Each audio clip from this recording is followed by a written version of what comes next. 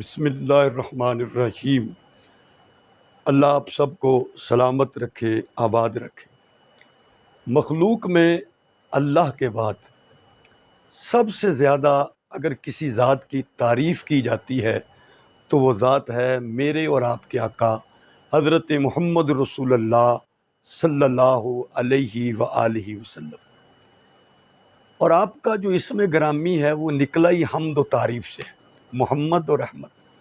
اور آپ کی تعریف تو اللہ کی ذات بھی کرتی ہے، فرشتے بھی کرتے ہیں، اور مومنوں کو تو حکم دیا ہے کہ میرے نبی پر تم درود بھیجو۔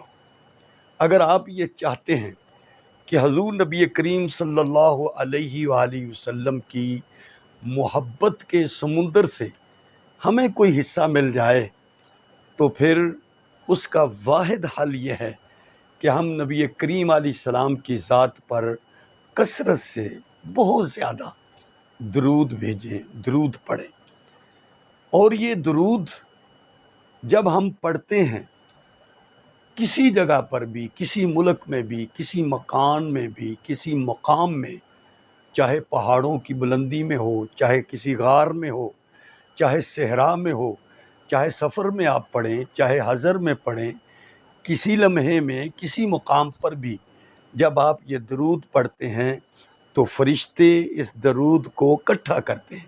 اللہ نے فرشتوں کی ڈیوٹی لگا رکھی ہے اور وہ یہ درود اکٹھا کر کے حضور کی خدمت میں روزے میں پیش کرتے ہیں۔